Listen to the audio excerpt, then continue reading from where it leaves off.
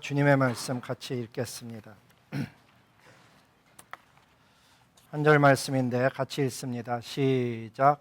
할렐루야. 여호와의 종들아 찬양하라. 여호와의 이름을 찬양하라. 아멘. 옆에 분들과 인사합니다. 참 잘 오셨습니다. 주님의 이름으로 복을 빕니다. 여러분 정말 잘 오셨습니다. 예배는 하나님을 만나는 시간인데 어떻게 만나는가 하면 찬양을 통해서도 만나고 기도를 통해서도 만나고 말씀을 통해서도 만납니다. 중요한 것은 하나님을 만나야 된다는 사실입니다. 같은 예배를 드렸는데 하나님을 만나지 못하는 예배도 있습니다. 그 의미는 하나님이 받으시지 않는 예배도 있다는 의미입니다. 가인과 아벨이 예배를 드렸는데 드렸다고 해서 그분은 다 받는 건 아닙니다. 믿음으로 드린 사람, 하나님을 사모하는 사람, 하나님 앞에 자기의 연약함을 드러내는 사람을 하나님은 만나주십니다. 왜냐하면 하나님은 상한 심령을 찾고 계시고 하나님의 자녀들을 일으키시기를 원하기 때문입니다. 오늘 예배도 하나님을 만나는 예배가 되어야 되는데 그 하나님을 만나는 예배가 되려면 하나님의 말씀을 집중하고 하나님께 찬양할 때 온 마음을 들여서 찬양하고 하나님께 기도할 때 전심으로 기도하는 사람에게 하나님 은혜를 베풀어 주십니다. 성경의 얘기는 크게 얘기하면 이런 얘기입니다. 하나님이 우리를 창조하신 주권자 하나님이라는 걸 하나님이 가르쳐주고 싶어 하십니다. 인생이 막 가는 인생이 아니고 하나님이 목적이 있어서 하나님이 뜻이 있어서 우리를 창조하셨는데 아쉽게도 안타깝게도 우리가 사단의 괴계에 빠져갖고 속아서 하나님의 말씀을 따라 살질 않고 사단의 말에 순종해서 선악을 알게 하는 과실을 먹음으로 인해서 하나님과 멀어지고 그 말을 쫓은 사단의 종이 되어서 삽니다. 다른 표현을 하면 죄의 종이 되어서 사는 것입니다. 하나님은 그런 우리가 너무 안타까우셔서 구원하시고자 오랜 시간 동안을 준비하셔서 메시아, 이 그리스도가 올 것을 말씀해 주셨고 어느 날 그리스도가 이 땅에 와서 인류의 모든 죄악을 지으시고 그분이 십자가에서 달려 돌아가심으로 누구든지 저를 믿는 자는 구원을 얻도록 길을 열어놓으셨습니다. 그래서 저와 여러분이 지금 크리스찬이 된 것입니다. 그런데 이 진리를 믿어서 구원을 받는 것인데 믿음으로 구원받는 그 사람에게 자기의 의지와 신앙을 가지고 구원을 주시겠다는 게 아닙니다.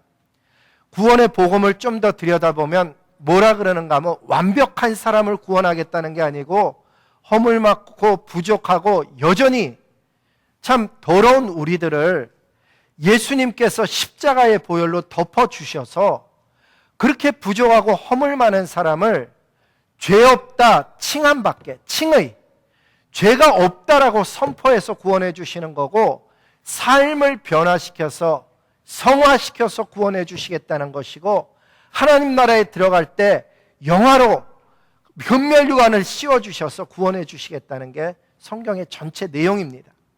특별히 그렇게 하는 과정 중에 이 땅에 살고 있는 동안에 성령께서 함께 하시는데 그 성령께서 우리에게 다양한 것을 이야기해 주십니다. 어떤 주일에 와보면 기도하라고, 어떤 주일에 와보면 염려하지 말라고, 오늘은 무슨 말씀을 하시는가 하면 찬양하며 살라고 가르쳐 주시는 것입니다.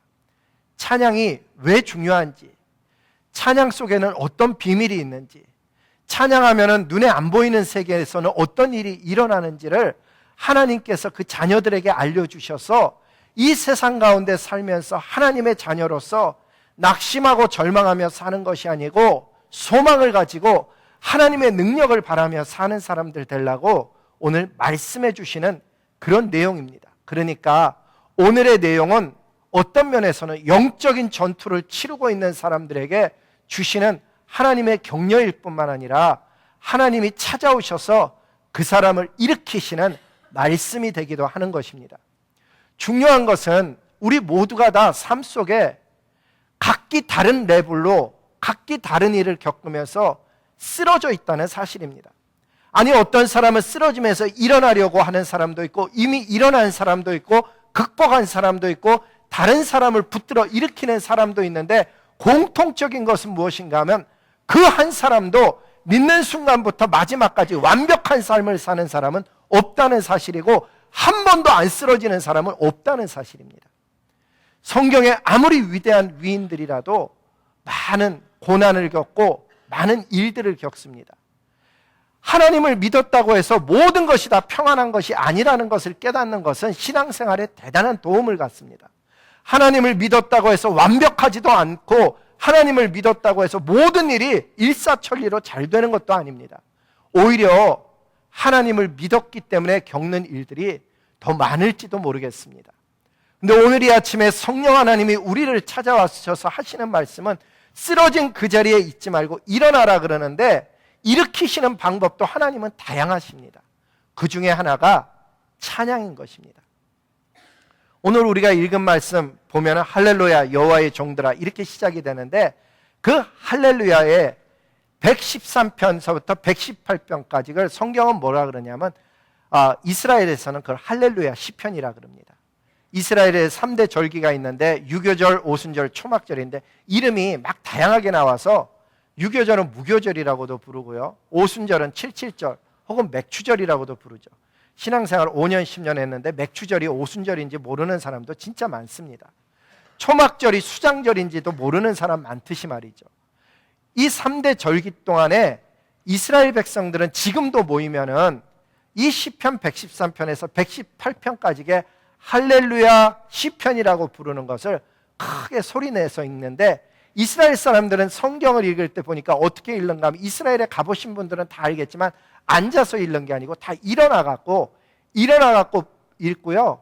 일어나갖고 읽을 때도 어떤 사람은 이렇게 박수를 이렇게 쳐요. 그 사람들은 이렇게 박수를 이렇게 치면서 막 하나님 앞에 말씀을 읽는데 깜짝 놀란 것은 저와 여러분은 개신교 속에 성령을 받았다고 하는 사람들인데 말씀을 읽을 때 그렇게 열정적으로 읽는 거를 많이 못 봐요. 근데 이스라엘에 가보면 정말 말씀을 읽을 때 열정적으로 읽는 그 사람들의 모습을 보면서 도전을 받기도 합니다.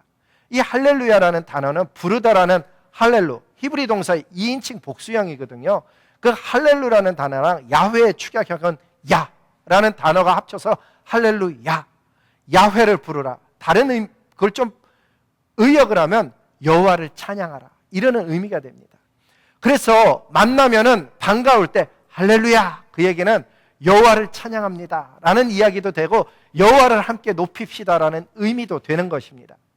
영어로 번역할 때 그 할렐루야를 이 내용을 어떻게 번역을 했는가 하면 Praise the Lord. 그래갖고 만나면 그런 얘기 많이 하잖아요. 어떤 미국 사람 만나고 얘기하다가 하나님이 이런 일을 하셨다 그러면 옆에서 할렐루야 그러는 사람도 있지만 Praise the Lord 그러는 거 듣거든요. 우리 한국어로는 할렐루야 그대로 번역을 했고 라틴어로는 우리 라틴어 찬양을 불러보면 알렐루 알렐루 그랬고 알로 발음을 하죠. 라틴어는 그렇게 번역을 해놓은 거예요. 이 시편을 우리가 요즘 읽고 있는데 성경 통독하잖아요. 여름이 성경 통독할 때 따라잡기 좋다는 이유는 무엇인가 하면 하루 3장씩 4장씩 읽는데 시편은 짧까 같고요. 그동안 밀렸던 거를 캐치업하기 가장 좋은 때가 바로 이 여름 시편 읽을 때예요. 지금 우리는 시편 오늘까지 110편을 넘겨서 읽어갖고 오늘 113편에 와 있습니다. 근데 이 시편을 읽다 보면은 할렐루야라는 단어 외에도 하나님을 표현하고 하나님을 높이고 하나님께 드리는 예배 속에 보면 잘 모르는 단어들이 많이 나와요. 아니 의미가 정확지 않은 것도 나오죠. 예를 들면 구원의 뿔이라든지 반석이라든지 방패라든지 이런 단어들이 나오는데 성경에 보면 하나님을 반석이라고 하죠. 무슨 의미예요? 하나님이 내 삶의 기초, 그분이 내 삶의 기초가 되신다. 방패라고도 하죠. 방패라는 단어가 2단어인데요. 전신을 가리는 방패라는 단어가 있고 근접 전투할 때 쓰는 조그만 방패를 의미하는 단어가 다른데 하나님을 방패라고 부를 때는 우리 생각에는 전신을 가리는 방패일 것 같은데 아니고요. 조그만 방패를 꼭 하나님을 사용할 때 그 표현할 때 여호와는 나의 방패가 되시며 그러면 이 작은 방패를 얘기하는 거예요. 왜 그런 줄 아세요? 하나님께서 저와 여러분을 위해서 악으로부터 보호하신데 그 기동성 우리로 하여금 영적인 전투 속에 도와주시는 하나님의 기동성을 의미해서 작은 방패를 하나님의 나의 방패가 되신다, 이렇게 표현을 해요. 뿐만 아니라 구원의 뿔은요, 고대 근동지방에서는 높은 권세 있는 사람들이 이 뿔 달린 거를 쓰고 있었거든요. 그래서 하나님은 구원을 이루시는 권세 있는 분이라 그럴 때 구원의 뿔이라고 표현해요. 그러니까 하나님을 다양하게 표현하고 계시는 거죠.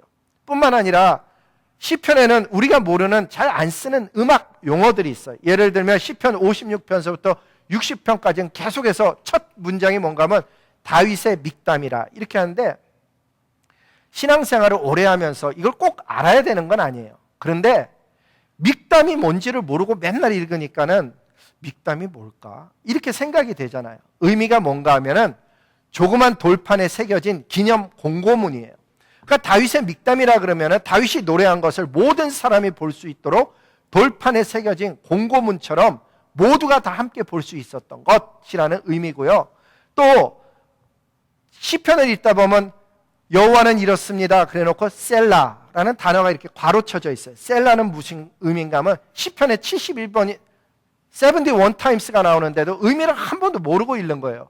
근데 의미를 알면 좋아요. 무슨 의미인가 하면은 학자들이 정확한 의미는 아무도 모르지만 이런 것이었을 거다 하는 그 의미는 무엇인가 하면, 노래 중에 나오는 오늘날의 쉼표처럼 막 시를 읽다가 혹은 찬양을 하다가 그 부분에 가면 한번 쉬는 거예요. 셀라.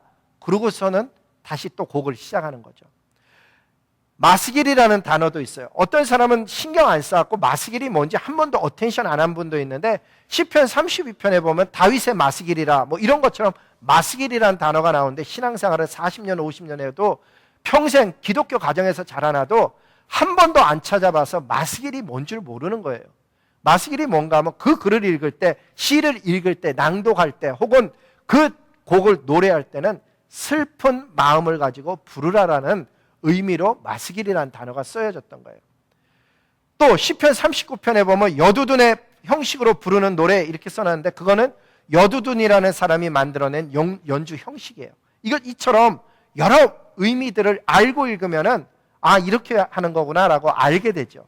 뿐만 아니라 읽어나가다 보면 하나님을 그렇게 다양하게 표현하고 다양한 감정을 가지고 슬픈 마음으로도 기쁜 마음으로도 또 돌판에 새겨서 막 하나님을 찬양했을 뿐만 아니라 악기도 굉장히 다양합니다. 수금, 비파, 작은북, 피리, 또 나팔, 양금, 꽹과리 여러 가지의 악기를 사용하며 찬양했죠.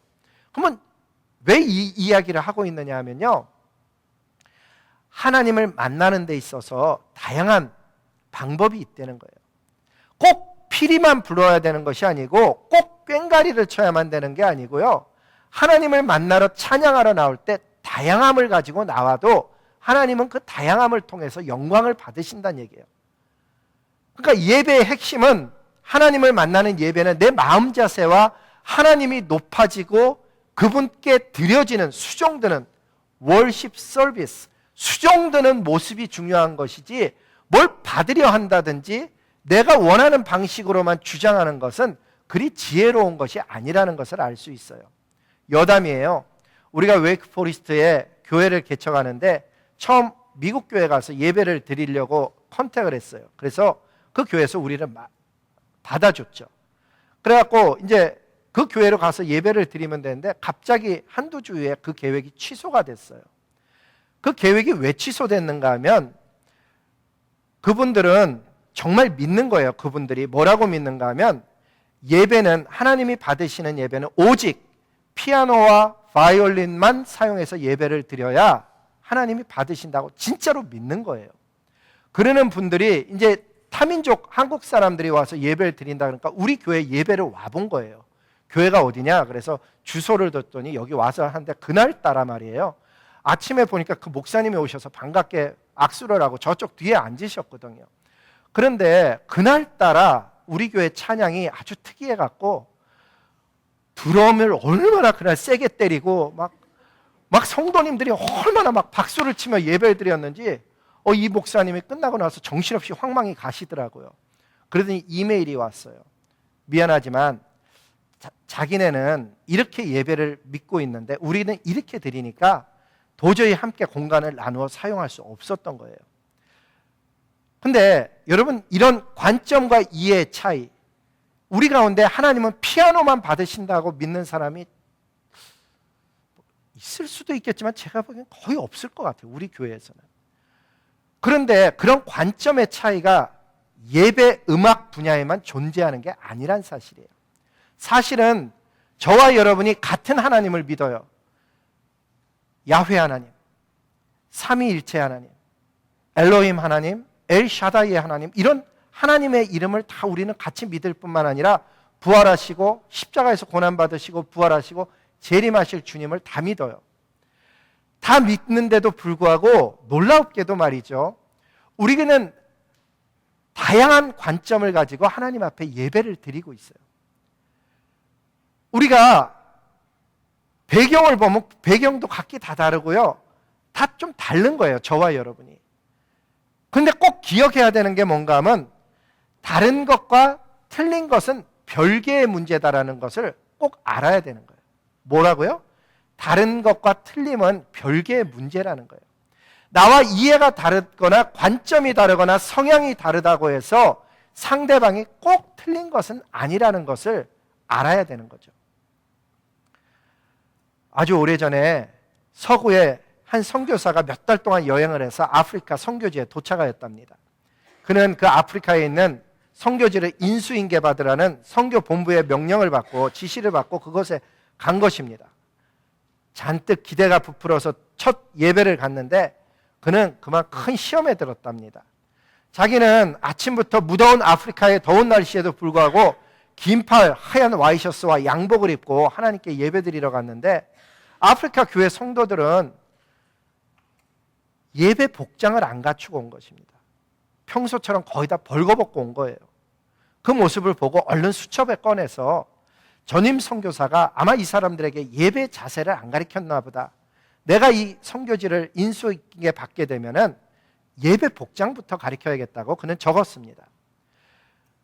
근데 문제는 보니까 예배 복장만이 문제가 아니었습니다. 큰 나무 그늘 아래서 예배를 드리는데 예배 시간에 맞춰오는 사람이 없는 것입니다. 더 참기 힘든 것은 경건해야 될 예배 시간에 찬양을 드리게 되니까 이 사람들이 벌거벗었는데도 춤을 추고 북을 두드리고 정신이 없었습니다. 선교사님은 그 예배 시간 내내 자기 마음을 다스리는 기도를 드려야 했다고 합니다. 드디어 찬양이 끝나고 설교 시간이 되었습니다.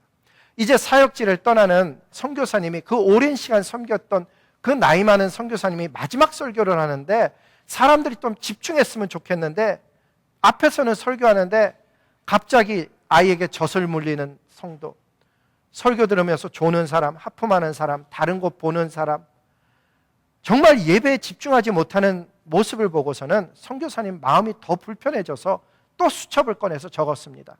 다음에 내가 이 선교지를 인수인계 받게 된다면 예배 시간 맞춰오는 것, 그것뿐만 아니라 예배 드릴 때 찬양의 자세, 그리고 말씀 듣는 자세에 대해서 가르쳐야겠다고 그는 적었습니다. 전임 선교사님이 마지막 설교 부분에 자 이제 하나님의 말씀을 들었으니 결단할 사람 앞으로 나오라고 초대를 했습니다. 그랬더니 놀랍게도 많은 사람들이 일어났는데 그 사람들이 나와서 회개하며 기도하며 눈물을 흘리는 모습을 보았습니다. 그리고 보니까 그날 그 예배 시간에 잔뜩 인상을 쓰고 마음 불편해하면서 다른 사람을 관찰하고 판단하고 있는 사람은 선교사님 혼자라는 사실이 갑자기 깨달아졌습니다. 본인이 서구에서 하얀 와이셔츠에 양복을 맞춰 입고 풍금에 맞춰서 찬양드렸던 예배가 아프리카 성도들이 벌거벗은 모습이지만 북을 치며 자기들의 문화를 사용해서 드리는 예배와 단순히 달랐던 것이지 틀린 것이 아닌 것을 선교사님은 처음 깨달았던 것입니다. 여러분, 우리는 어떻습니까? 혹시나 우리는 음악 말고 예배 말고 다른 신앙의 영역에서도 혹시나 다른 것을 가지고 틀렸다라고 다른 사람을 향해서 날카롭게 판단하고 있거나 내가 그 판단을 받은 것으로 인해서 힘들어하고 있지는 않습니까? 예를 들면 저희 교회는 찬양할 때 다 일어나서 찬양을 합니다. 저는 백그라운드가 장로교회인데 예배 시간에 잘 안 일어나거든요. 뿐만 아니라 저희는 묵상 기도뿐만 아니라 광고 중에도 기도하고요. 기도를 필요하다면 아무 때나 저희는 기도를 합니다. 뿐만 아니고 저희는 헌금을, 미국의 대부분의 교회는 헌금을 걷는데 저희는 들어올 때 헌금하며 믿음대로 넣으라 그럽니다. 저희는 침례교회입니다. 그런데도 사도신경을 고백합니다. 그래서 우리 침례교회 목사님들은 저에게 박쥐라 그러고, 장로교회 목사님은 장로교회로 오라고 손짓을 합니다. 저희는 침례교회인데 도르트 신조도 가리키고 소요리 문답까지도 가리킵니다. 장로교회에서조차도 요즘 안 가리키는 것을 침례교회에서 가리키고 있는 것입니다. 저희는 신학교를 다닌 교역자뿐만 아니라 일반 성도님도 성경을 가리킵니다. 저희는 주일에만 헌금을 드리고 구역 예배라든가 그 어떤 것도 헌금을 잘 걷질 않습니다. 저희는 성도 간에 만나서 반가울 때도 악수는 남자는 남자끼리, 여자는 여자끼리, 특별히 허그는 절대 이성 간에는 하지 않도록 지도합니다. 저희는 소그룹 모임을 구역이나 목장이라고 부르지 않고 작은 교회 공동체라고 부릅니다. 이렇게 하는 이 모두가 여러분 다름의 문제이지 틀림이 아님을 우리가 다 같이 이해하여서, 그러면 우리가 집중해야 되는 게 무엇일까 하면은 예수 그리스도의 십자가, 예수 그리스도께서 다시 살아나신 부활, 그분이 다시 오실 것임을 믿는 신앙, 그리고 들은 대로 살아가려는 수고와 노력을 우리는 존중하기를 소망하는 것입니다. 나머지 내용들은 약간씩 다를 수 있다고 생각이 되어지고, 진짜 우리가 집중해야 되는 것은 그렇게 들은 대로 살아가는 것인데, 그 속에도 잘 들여다보면 각기 또 다 다릅니다. 얼만큼 다르느냐, 제가 그 차이를 얘기한다 그러면 이 시간이 모자랄 정도로 우리는 많은 차이를 가지고 있습니다. 그러면 정말 집중해야 되는 것은 무엇인가 하면, 각 사람이 주님 바라보고 가는 것이지 내가 저 사람을 판단할 일도 아니고 남의 판단을 받았다고 해서 디스커리지 될 내용도 아니라는 것입니다. 여러분, 예수님 한번 생각해 보면, 예수님이 우리의 모형인데 예수님 이 땅에 오셨는데요, 사명이 십자가였습니다. 처음부터 알고 있었어요. 사명이 십자가라고 해서 그분이 삶 속에 우울하게 살았느냐? 그렇지 않습니다. 예수님의 삶을 보면 세리, 창녀, 죄인들과 얼마나 예수님이 어울리고 포도주도 마시고 그러는지 죄인의 친구라고까지 예수님을 밀어붙일 정도의 삶을 살았습니다. 뿐만 아니라 예수님은요, 정말 이 사람들을 위해서, 저와 여러분 위해서 십자가에 달려서 돌아가시는데 자기를 채찍질한 사람, 자기가 가시관 씌운 사람, 가짜라 그러는 사람, 네가 하나님의 아들이면 내려오지 왜 거기 달려있냐고 비웃는 사람, 조롱하는 사람들을 향해서 쓴뿌리의 마음을 갖는 게 아니고, 예수님은요 마지막 가상 7원에 보면 거꾸로 이런 기도를 드립니다. 하나님, 저들을 용서해 주십시오. 저들이 알지 못해서 저렇습니다. 다른 사람 같으면 나를 비난하고 내가 도와주려고 그러는데 나에게 가시관 씌우고, 내가 그 사람 도우려고 그러는데 뺨을 때리면은 뭐 이런 인간이 다 있냐, 이렇게 하는 것이 우리의 보통의 모습이고 상처받는 모습인데, 예수님은요 저와 여러분에게 보여주려고, 가르쳐주려고 실제 막 그렇게 애를 쓰는 게 아니고 자연스럽게 나온 게 무엇이었는가 하면, 아버지, 저들을 용서해 주십시오. 알면 저러지 않을 텐데 알지 못해서 저렇습니다. 그 마음이 정말 배워지는 게, 그게 신앙의 길을 가는 것이고 그게 예배자의 길을 가는 것이라 하는 것입니다. 혹시나 우리 가운데 인생 살다가 어떤 어려운 일을 겪어서, 그 어려운 일은 또 종류도 다 달라요. 어떤 사람은 빚을 꿔줬는데 빚을 안 갚아갖고 내 삶이 힘들어진 경우도 있고, 어떤 사람은 많이 도와줬는데 상대방이 정말 다르게 나에게 대한 경우도 있고, 정말 나는 바른 말을 했는데 틀린 것이라고 이야기하는 경우도 있고, 여러분 인생 살다 보면 얼마나 다양한 일을 겪는지 몰라요. 그런데 주님은 거기서 중요한 얘기를 하고 계시는 거예요. 예배라는 것은 너희를 소송시키는 일이고, 매 주마다, 아니 어떤 면에서는 날마다 주님을 만나야 되는 이유는 거기에 너희가 함몰돼서 살면 안 되기 때문에 주님은 우리가 날마다 주님을 만나기를 원하시고요, 인생의 진짜 목적을 향해서 막 드러내고 유명해져서 전하는 게 아니고 행하는 것이 아니고 주님과의 조용한 만남을 통해서 누가 알아주든 안 알아주든 그 길을 갈 길을 하나님은 원하신다는 사실이에요. 정말 주님이 원하는 게 뭔지는 너무나도 분명한 거예요. 아들 예수 그리스도를 내어주고 맞바꾼 인생들인데 그 인생에게 무엇을 기대하느냐? 하나님이 기대하시는 것은요, 우리의 삶 속에 죄의 문제를 해결하려는 거예요. 남의 죄의 문제 아니고 너의 죄의 문제를 해결하고 그 다음에 예수 그리스도를 닮아서 이 땅에서 그리스도와 함께 동행하며 살다가 마지막 날 하나님 앞에 쓸 때 면류관 쓸 뿐만 아니라, 하나님 이거 내가 쓸 면류관 아닙니다. 생각해 보니까는 하나님의 성령께서 하셨고 나에게 은혜 주셨고 기회 주셨고 인도해 주셨고 하나님이 다 하신 거라서 이 면류관은 주님의 것입니다라고 벗어드리면서 하나님 나라를 유업으로 받는 그런 사람 되기를 하나님이 원하시는 거예요. 그거 모르는 크리스천은 없죠. 근데 이 땅을 살아가는 동안에는 세상 흉내내지 말고 살아야 되고 세상에 휩쓸려 가지 말아야 되는 이유는 우리가 하늘에 뜻을 둔 사람이고 하늘에 가치를 둔 사람일 뿐만 아니라 시민권이 하늘에 속했기 때문이에요.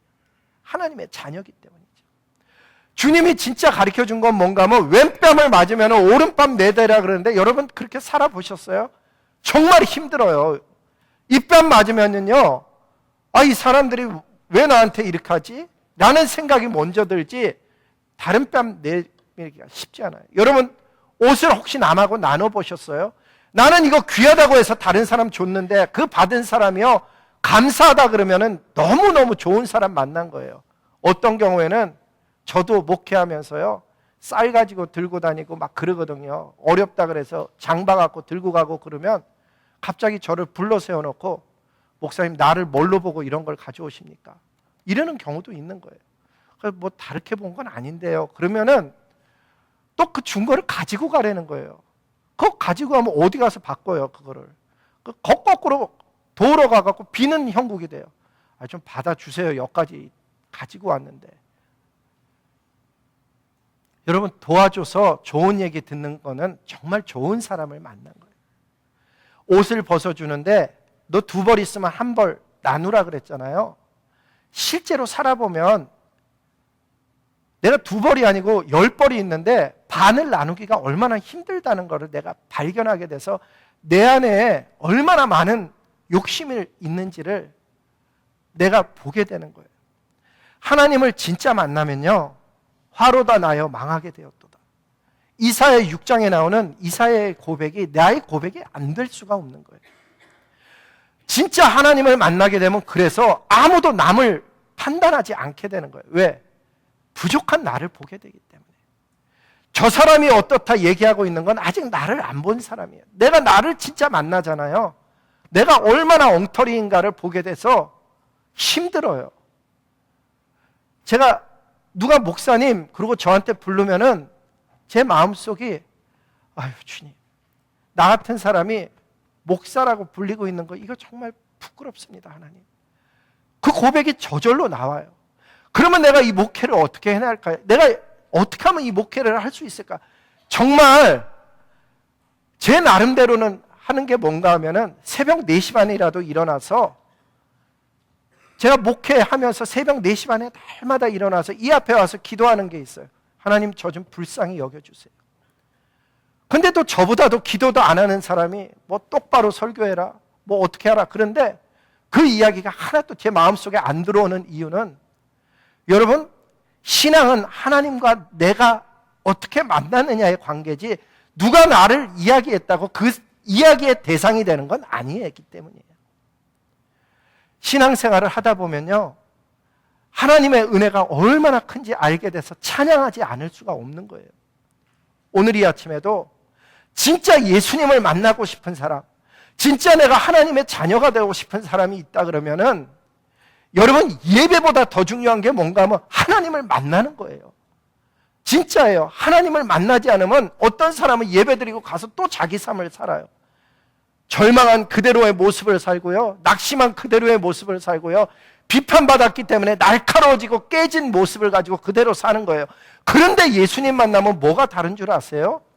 다른 사람이 얘기한 게 하나님의 결정과 일치되는 건 아닌 거예요. 하나님을 진짜 만나면 하나님은 우리를요 안아주셔요. 진짜 안아주셔요. 하나님은 부족한 우리를 안아주시고 허물 많은 우리를 안아주시고, 정말 어떻게 그럴 수가 있어요? 베드로가, 그 특별한 베드로가 예수님을 모른다고, 그것도 뭐 가야바의 법정에서 얘기하는 것도 아니고 어린 여자아이 앞에서 나 저 사람 진짜 모른다. 성경에 보면 저주하였더라가 써져 있어요. 그 사실을 알고 있는 예수님, 눈이 마주치는 순간에 닭이 울었거든요. 그런데 그 사실을 아는 예수님이 디베랴 바닷가에 와서 베드로를 일으켜 주시는 그 마음을 이해하세요? 하나님은 하나님의 자녀가 쓰러져 있는 것처럼 마음 아픈 게 없어요. 왜? 여러분 자녀 길러보셨어요? 우리 자녀가 시험 못 봤다고 학교 가기 싫다 그러면 얼마나 부모의 마음이 아파요. 예? 아이가 좀 실패했다고, 애들한테 좀 무슨 얘기 들었다고 학교 가기 싫다 그러면 아이도 힘들지만 부모의 마음은 더 힘든 거예요. 우리 아이가 어릴 때요, 미국 아이들만 있는 유치원을 보냈어요. 그랬더니 얘가 갔다 오더니 안 간다는 거예요. 그래서 왜 안 가냐 그랬더니 다른 아이들은 블론디 헤어, 이쁜 머리카락 색깔 가지고 있는데 자기는 어글리한 까만 머리카락에다가, 다른 애들은 눈도 크고 이쁜데 자기는 플랫 노즈에다가 눈이 안 이쁘어서 자기가 안 간다는 거예요. 여러분 생각해 보세요. 이 나이 어린 아이에게 그거를 어떻게, 뭐 하나님이 너를 유니크하게 창조하셨어, 이거 갖고 되겠어요? 그래서 그 아이의 손을 붙잡고 선생님을 만났어요. 부탁을 했죠. 아이가 이래서 안 가려고 그런다. 근데 이 미국 선생님이 얼마나 거기에 관한, 오기 싫으면 말게 해라 뭐 이런 게 아니고요, 거기에 관해서 얼마나 마음을 부드럽게 써주는지. 그 다음날 수업에 뭐를 했는가 하면 하나님이 얼마나 꽃을 다양하게 만들었는가를 선생님이 설명을 해주는 거예요. 애들한테 이 꽃도 이쁘고 이 꽃도 이쁘고 이 꽃도 이쁜데 꽃은 다 다른 모양이지만 하나님이 다 이쁘게 만들었다. 하나님이 블랙도 만들고 에이시언도 만들고 화이트도 만들었는데 우리는 다 하나님의 창조물이고 다 아름다운 사람들이다. 그래갖고 서로 허그하게 해주고 서로 이쁘다고 얘기하게 해주고. 그러니까 우리 딸이 갔다가 자기가 막 그날 이쁘다는 얘기 듣고 막 그래갖고 기분 좋아져서 계속 다녔어요. 어린아이의 생각이지만 어린아이도 칭찬을 받아야, 인정을 받아야 학교를 가는 거예요. 근데 여러분, 세상 속에 인정받고 칭찬받지 않는 세상 속에서 살기가 쉽겠어요? 크리스찬으로 살려 그러면요, 세상의 인정을 다 받으면 그건 세상과 짝하는 사람일 가능성이 굉장히 높아요. 제가 청년 때 미국 온 이유 중에 하나 아세요? 제가 청년 때 잠시 잡을 가진 적이 있었는데 방학 동안에 가진 인턴십이었어요. 인턴십 끝나는 날 우리를 잊어버리지도 않아요. 술집 이름이 처음, 그렇게 멋있는데 처음 가봤어요. 술집에 가갖고요, 좋은 분위기를 만들더니 막 옆에 이쁜 여자들이 와서 턱턱 앉더니 그날 막 뭐 돌아가면서 하는데 저는 하나님 믿는 사람이라서 막 불편한 거예요. 그렇다고 제가 막 정말 막 거룩한 청년이었냐, 그렇지는 않는데 그래도 이거는 아닌 것 같다는 생각을 가지고 있는데, 갑자기 술자리가 이렇게 막 되는데 그날 받은, 우리가 방학 동안에 일해서 받은 걸 한 청년이 딱 갑자기 내놓더니 2차를 위해서 내놓습니다. 그러니까 다른 애도 내놓고. 그런데 저는 어떻게 배웠냐면 첫 월급은 하나님께 드려야 된다고 배워갖고 쪼다같이 그걸 못 내놓는 거예요. 그걸 끝까지 안 내놓고 술값으로 내놓을 수는 없다, 이 생각 때문에 가지고 있는 그 참담함, 그런 느낌을 가졌어요. 세상 속에 다른 사람이 다 옳다 그랬는데 내가 아니라고 얘기할 수 있는 그 신앙이 얼마나 힘든가 막 생각했단 말이에요. 여러분은 어떻게 생각하세요? 다른 사람은 다 맞다 그러는데 자기의 신념을, 자기가 믿는 바를 아니라고 얘기하고 남이 나를 비난할 때 그것을 담담하게 받아들일 수 있는 그 힘이 어디서 나오는 것 같아요? 저는 여호와의 이름을 찬양하라 그러는데 어느 날 읽다가 비밀을 깨달았어요. 무슨 비밀이냐고요? 여호와라는 이름의 비밀을 깨달은 거예요. 사람이 처음으로 사람들이 여호와라고 언제 불렀는가 하면요, 창세기 4장에 가서야 불렀거든요. 그런데 이 여호와라고 하는 그 이름의 비밀이 뭔가 하면은요, 보세요. 사람들이 비로소 여호와의 이름을 불렀더라. 언제? 에노스 때라고 그랬어요. 에노스 때 여호와라는 이름을 알았어요. 그런데 갑자기 출애굽기에 이런 말씀을 하셔요. 내가 아브라함과 이삭과 야곱에게 전능의 하나님으로 나타났으나 나의 이름을 여호와라는 알리지 아니하였고. 이게 무슨 얘기지? 분명히 에노스 때 여호와라 그랬는데 지금 왜 여호와라고 알리지 않았다 그러지? 궁금증을 가지기 시작한 거예요. 제가 그래서 찾아봤어요. 아브라함에게 정말 여호와라는 이름을 안 가르쳐줬나? 아니에요. 창세기 15장 7절에 보니까 이렇게 써져 있어요. 그에게 이르시되, 여기 그는 아브라함이거든요. 나는 갈대아 이 땅을 내게 줘 소유를 삼게 하려고 너를 갈대아 우르에서 불러낸 여호와니라 가르쳐줬어요. 그런데 왜 여호와라고 안 가르쳐줬다 그럴까? 그 비밀이 바로 이런 비밀인 거예요. 여러분, 하나님께 예배를 드리는데 하나님의 이름을 부르는 것이, 에노스 때에도 하나님의 이름을 불렀지만 모세가 불렀던 여호와 하나님의 이름과 다른 점이 도대체 뭐냐 하는 거예요. 이 비밀은 그 무엇에도 제한받지 않으시고 원하시던 대로 구속하시는 하나님 여호와로 아직 체험시키지 아니했다는 의미예요. 무슨 의미라고요? 그런 하나님으로는 아직 체험시키지 않았다는 의미예요. 여호와의 이름을 찬양하라고 오늘 말씀하셨는데, 그거 원어로 보면요, 에하해 에시르 에하해, 번역을 영어로 뭐라고 했냐면 I am who I am. 가슴에 와서 팍 닿지가 않는 거예요. 우리 번역으로 보면 나는 스스로 있는 하나님이라고 하는데, 번역이 가슴에 와서 닿지 않는 이유는 그 미닝을 정확히 깨닫지 못했기 때문이에요.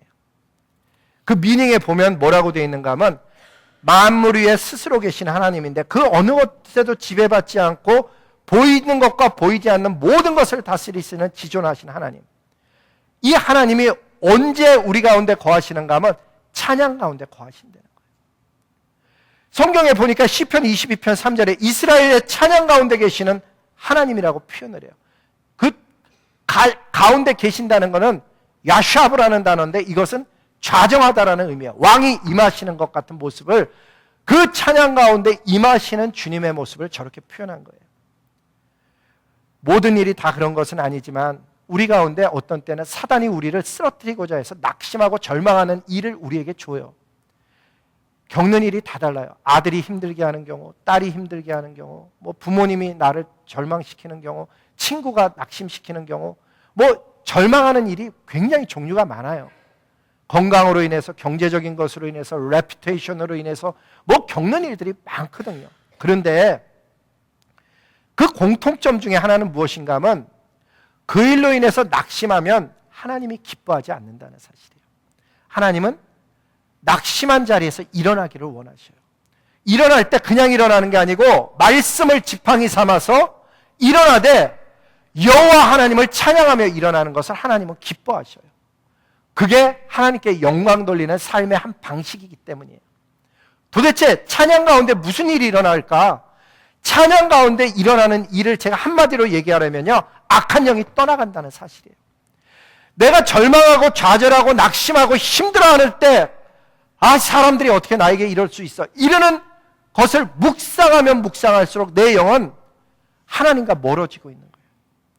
그럴 때마다 어떻게 해야 되냐면 하나님을 거꾸로 찬양해야 되는 거예요. 인위적으로라도. 그러면 어떤 일이 일어나냐? 찬양하면 악한 신이 떠나간다니까요. 사무엘상 16장 23절에 보면 악령이 사울을 괴롭힐 때마다 다윗이 수금을 타니까 악령이 떠나갔다라고 표현돼요. 아주 짧은 구절이지만 그 속에 비밀이 뭐예요? 왕이신 하나님이 좌정하심으로 인해서 악령이 함께 거할 수 없었던 거예요. 근데 그 당시와 지금이 차이점이 뭐냐 하면은 여호와의 신도 임하지만 악령도 심해서 괴롭힐 때마다 반복되는 사건을 얘기하는 거예요. 우리의 삶 속에도 그 어떤 나의 삶 속에 힘든 게 나를 괴롭힐 때마다가 있어요. 그때마다 해야 되는 건 다윗이 수금을 타듯이 우리의 마음 속에 하나님을 찬양하는 거예요. 그러면 찬양하면 무슨 일이 일어난다고요? 거룩하신 하나님과 악한 영이 함께 있을 수 없어서 악한 영이 한 길로 왔다가 7길로 쫓겨가는 거예요. 성경은 분명히 하나님의 전쟁은 한 길로 왔다 7길로 급하게 쫓겨나가는 걸 이야기하고 있어요. 어디에 그런 말씀이 써져 있어요? 여러분 신명기 28장 7절에 보면 하나님께서 적을 치시는 모습을 보면요, 한 길로 쳐들어왔다가 7길로 뿔뿔이 도망친다라고 성경 기록하고 있어요. 내 마음속에 근심, 걱정, 낙심, 절망이 없을 수는 없어요. 인간이니까. 그런데 그 근심, 걱정들이 내 머리를 지나가는데 머리 위에 둥지를 틀지 않게 하는 것은 우리의 역할이라는 거예요. 새가 날아가는 것은 막을 수 없죠. 염려가 지나가는 것, 근심이 지나가는 것, 사람들이 뭐라 그러는 것 얼마든지 있을 수 있는 일인데 그걸 붙들어서 내 머리에 씌우는 것은 나의 역할인 거예요. 다른 사람이 말한 거를 곱씹는 게 묵상인 거예요. 하나님의 말씀을 곱씹으면 하나님의 말씀을 묵상하는 것이 되고, 다른 사람이 나에게 대해서 평가한 거를 곱씹으면 다른 사람의 평가를 묵상하는 삶이 되는데, 놀라운 건 묵상하는 것이 내 마음속에 들어온다는 사실이에요. 실패를 묵상하는 사람은 실패가 들어와요. 하나님의 승리를 묵상하는 사람은 승리의 비밀이 내 안에 깨달아지는 거거든요. 주님이 오늘 우리에게 가르쳐주는 이야기는 뭔가 하면, 예수님 믿고 죄에서 벗어나서 예수님 믿고 하나님 나라 여정에 가는 동안에 너희들이 만나는 수많은 일들이 있을 터인데 그 중에 너희가 싸워야 되는 한 가지 비밀은 찬양이라고 가르쳐주는 거예요. 찬양할 때 여러분 곡조 있는 기도예요. 정말 찬양할 때 하나님의 영이 임하게 되는 거예요. 그래서 우리는 찬양을, 예배들을 드릴 때 찬양을 하는 거고, 말씀을 듣기 전에 찬양하는 이유가 하나님 저희들 가운데 임하시옵소서를 하나님에게 고백하고 있다는 사실이에요. 성경에 이런 이야기를 들어보셨어요? 역대하 20장에 보면 말도 안 되는 얘기예요. 제가 이 이야기 할 때마다 맨날 그 이야기를 해요. 말도 안 되는 이야기다. 왜? 전쟁이 일어났어요. 몇마온 자손뿐만 아니라 모압 자손, 암몬 자손이 연합군을 이뤄갖고 유다를 치러 온 거예요. 모압 하나만도 쩔쩔매요. 암몬 자손 하나만도 쩔쩔매는 유다에게 연합군이 쳐들어온다는 얘기는 어마어마한 얘기예요. 그렇다고 해서 유다가 준비 안 된 것 아니에요.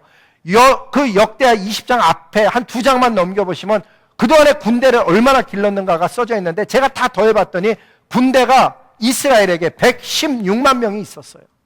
어마어마한 군대예요. 제가 육군에 있었을 때 우리 군대가 60만 대군이라고 붙였어요. 근데 여러분, 이스라엘은 우리나라 강원도보다 조금 더 큰 곳이에요. 고만한 땅에 116만의 대군이 있었으면 적군을 막기에 충분한 대군이었을 거예요. 그런데 연합군이 오니까는 이 임금님이 뭐라고 기도를 했는가 하면, 여호사밧 임금님이 하나님 내가 어떻게 해야 될지 모르겠습니다. 하나님 앞에 엎드렸어요. 그랬더니 하나님의 응답이 뭐였는가 하면, 야하시엘이라는 선지자를 통해 갖고 말씀하시길, 이 전쟁은 나에게 속한 것이니 너희 아무것도 할 것 없다. 너희는 그저 찬양하며 나아가라. 이렇게 얘기했어요. 성경에 보니까 어떻게 했는가 하면, 백성과 더불어 의논하고 노래하는 자들을 택해 갖고 거룩한 예복을 입고 군대 앞에 행진하며 여호와를 찬양하는데, 곡이 굉장히 짧아요. 여호와께 감사하세, 그의 인자심이 영원하도다. 이거 노래하면서 나간 거예요. 뭐를 노래했다고요?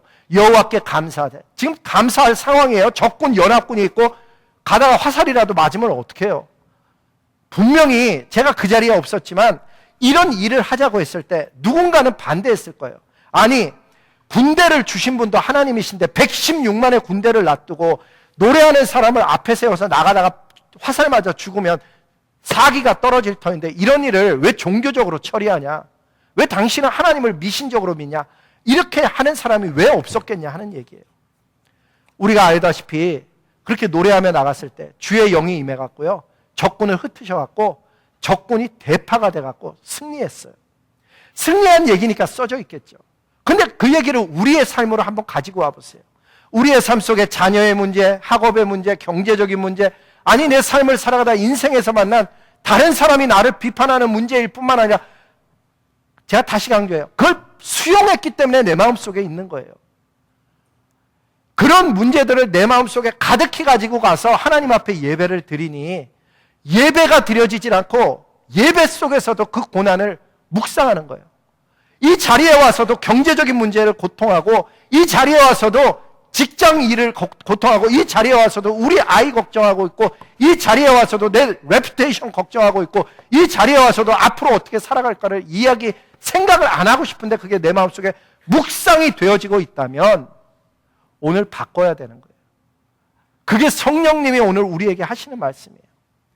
너의 삶 앞에 여호와께 감사하세 그의 인자심이 영원하도다. 네가 믿음으로 노래할 수 있겠냐고 물어보는 거예요. 소원하기는 우리의 삶 가운데 있는 그 일들을 나사렛 예수 그리스도의 이름으로 승리하는 방법 중에 하나는 말씀이 있고 기도가 있듯이 찬양이 있다는 걸 깨달아서 다음 한 주간뿐만 아니라 삶 속에 찬양이 우리 삶에 충만하기를 원하고, 더 기도해야 되는 것은 나의 입술뿐만 아니라 우리 자손들의 입에 찬양이 있기를 기도하는 거예요. 왜? 제가 한국에 나갔을 때 교수 선교대회에 갔었거든요. 강사로 가갖고 두 분이서 섬기는데 제가 강의를 마치고 나서 앉아서 다른 사람 교수님 강의를 듣는데, 그 교수님이 대학생들과 우리 한국의 기독교인 비율을 이야기하는데요. 대학생은 9%, 9점 몇 %예요. 중고등학생은 5, 6%. 근데 놀라운 사실은 국민학생은 3% 미만이에요. 그래서 그 교수님이 이런 이야기를 하는 거예요. 교수님들, 우리 아이가, 국민학교 아이가 학교를 갔는데 97명이 하나님 없어, 그런데 3명이 있어 하는 게 얼마나 힘들겠어요. 그런 시대가 벌써 우리에게 와 있습니다. 그런 시대를 우리가 살아가고 있는데 어떻게 승리하느냐? 사람의 방법은 없어요. 그러나 우리 자녀들도 하나님 이걸 알게 하셔서 우리 자녀들의 입술 속에서도 고난 앞에서 절망하지 않냐고, 힘든 일 앞에서 낙심하지 않냐고, 오히려 여호와께 감사하세 그 인자하심이 영원하시도다라고 찬양할 수 있는 자녀가 된다면은 하나님 그 기도가 저의 기도가 되게 하여 주시옵소서. 왜 그 안타까운 마음이 없겠느냐 하는 거예요. 정말 자녀가 그렇게 되기를 원한다. 먼저 우리가 보여야 되니까 여러분, 신앙생활하면서 절대 다른 사람 뭐라 그러지 말고 하나님과 나를 바라볼 수 있는 그 진리를 깨달아서 하나님 앞에 쓸 때마다 그분을 만나는 갈망이 있을 뿐만 아니라 정말 성경에서 얘기하는 것처럼 그 배에서 생수의 강이 넘쳐 흐른다는 게 무엇인지, 하나님이 물된 동산과 같이 아름답게 하는 삶이 무엇인지, 왜 어떤 사람은 삶이 아름답다고 하는 것인지를 깨달아 만나는 사람마다 주는 그리스도시여 살아계신 하나님이라 증거하는 하늘의 사람 다 되시기를 주님의 이름으로 복을 빕니다. 우리 다 함께 일어나서 찬양 드리시겠습니다.